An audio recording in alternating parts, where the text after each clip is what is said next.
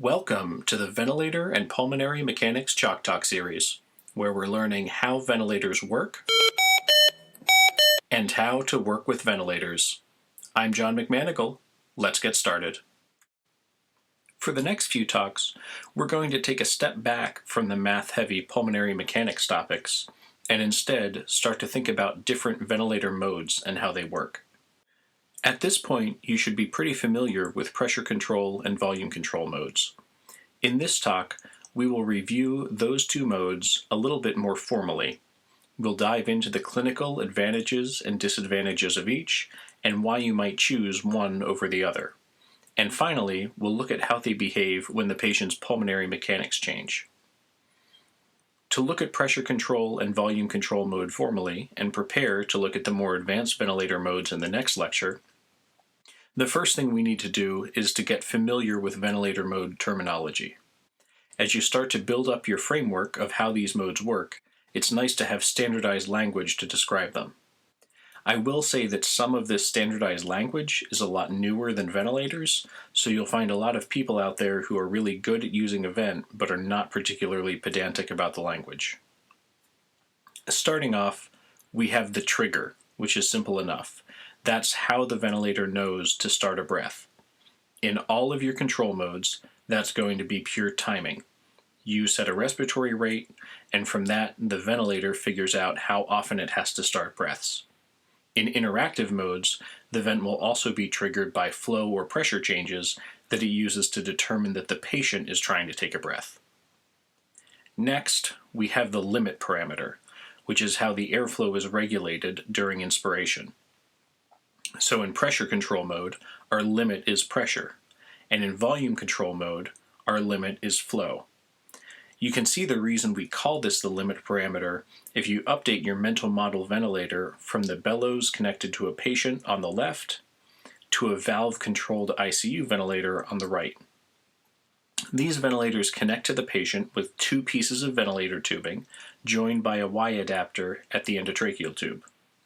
The inspiratory limb is fed by air and oxygen coming out of the wall at 60 psi, goes through an inspiratory valve that will open during inspiration, and then reaches the patient. That 60 psi wall pressure is north of 4,000 centimeters of water, which is huge and would blow up your patient. So in addition to opening and closing, the inspiratory valve has to limit the airflow to the patient. And depending on how the ventilator is programmed, that valve will enforce a given pressure or a given flow rate, and that's your limit. Third, you have your cycling parameter, which is how the ventilator decides when to switch from inspiration to expiration, or in other words, when to end inspiration. For pressure control, this is time. For volume control mode, with a constant inspiratory flow rate, it's mathematically equivalent whether we decide to call the cycle variable time or volume, because at a constant volume flow rate per time, you'll always hit the same volume after the same amount of time. But by convention, in volume control mode, we call the tidal volume the cycle parameter. Finally, you'll find some people who talk about a servo parameter. This only exists in more advanced modes and refers to when the ventilator changes its own limit based on another parameter. For instance, in pressure-regulated volume control mode, the ventilator's breaths are pressure limited, just like a pressure control breath. But every breath, the ventilator computer checks the last breath's tidal volume and changes its own inspiratory pressure to try and hit a set tidal volume target. We'll talk about that ventilator mode in the next lecture, but I just wanted to introduce the term servo here. So to get started, let's sketch out one more time our old friends, pressure control and volume control. In pressure control on the left, just like always, we'll start off with circuit pressure at PEEP at end expiration. Triggered by timing, the ventilator brings the circuit pressure up to inspiratory pressure, which is our limit variable, and then after the appropriate inspiratory time is ended, we cycle back to expiration by decreasing the circuit pressure back down to PEEP. Your flow starts at 0. When you hit the initial difference between pulmonary pressure and circuit pressure, you start with a relatively high inspiratory flow. As pulmonary pressure increases, that inward flow decreases, and on expiration, you start with a relatively acute expiration, which then fades away to zero. We remember that in volume control mode, we're starting at zero flow. When the time trigger hits, the ventilator starts its inhalation, limited by a constant flow rate.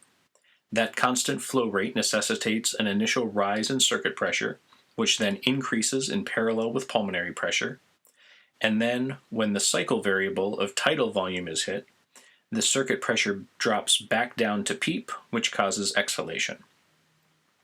So your trigger in both of these modes is time, your limit in pressure control mode is the inspiratory pressure, and your limit in volume control mode is the volumetric flow rate. Your cycle variable in pressure control mode is time, your cycle in volume control mode is the tidal volume. So let's look at some advantages and disadvantages of pressure control mode and volume control mode. Why would you pick one over the other? In pressure control mode, you're going to have a lower peak airway pressure and a higher mean airway pressure for any given tidal volume. And higher mean airway pressure is good for oxygenation, and lower peak airway pressure puts you at a little bit lower risk of lung injury. We'll really dive into oxygenation, ventilation, and lung injury a little bit later, but for now, take my word for it.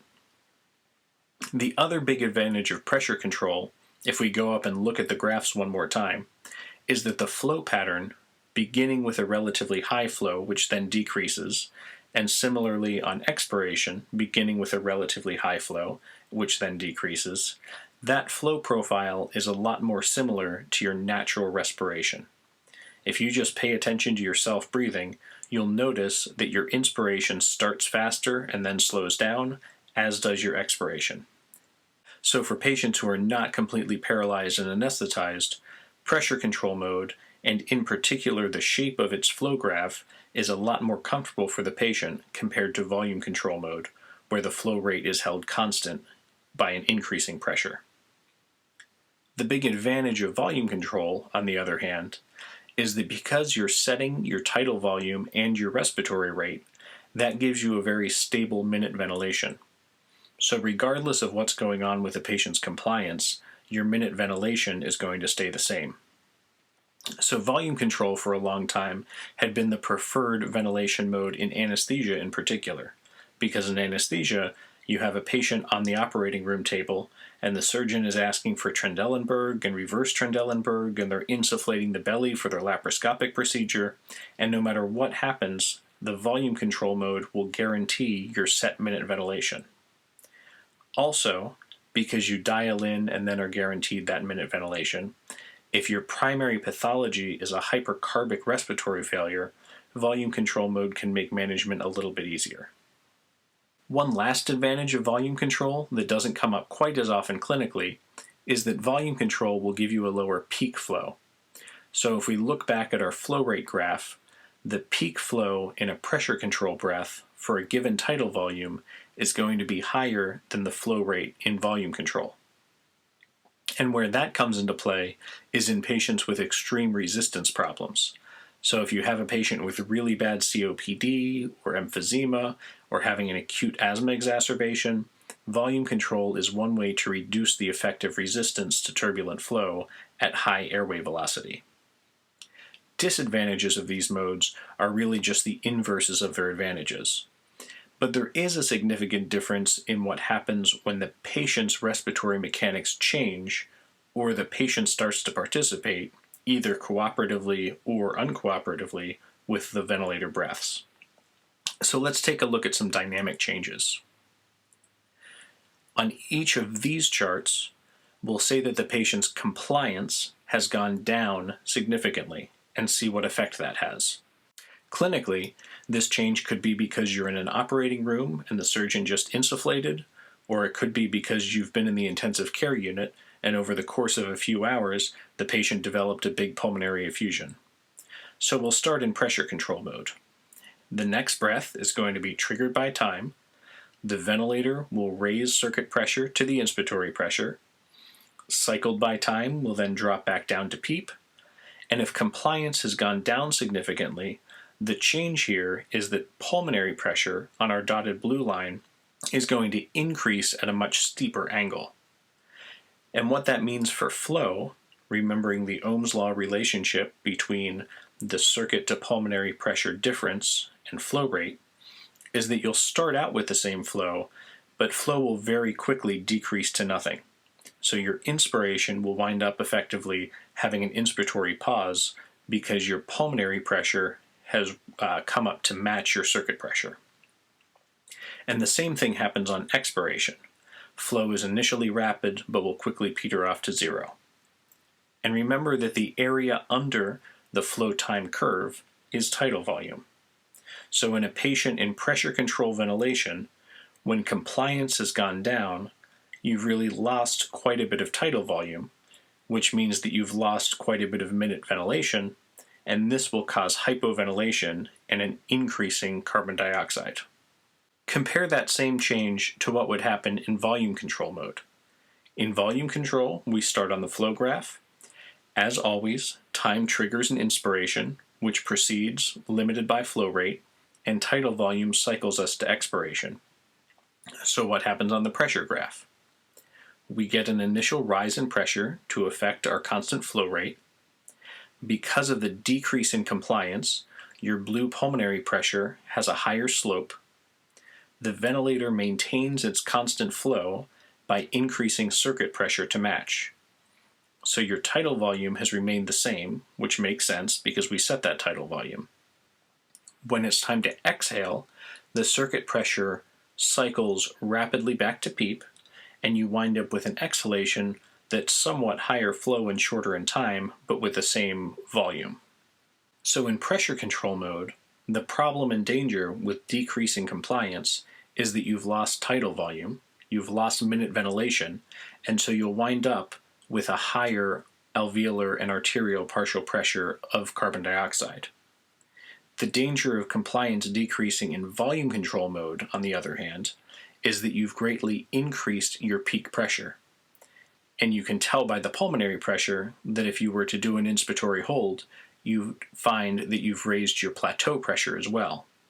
So in volume control, you're relatively protected against a big change in your ventilation, but you've put yourself at higher risk for lung injury.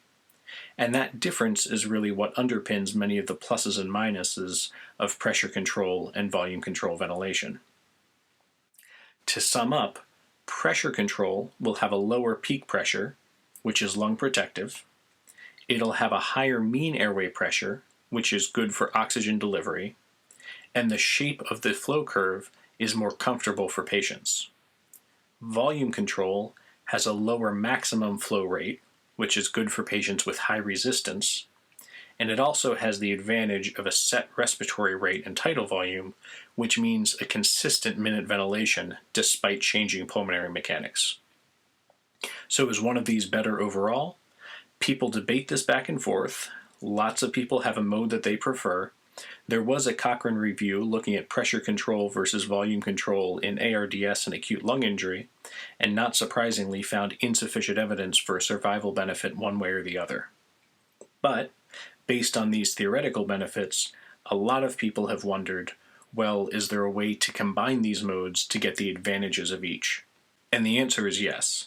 There are quite a few modes that try to replicate the shape of pressure control and the stable minute ventilation of volume control. And we'll take a look at some of those in the next talk. Thank you for your attention. I'll see you next time.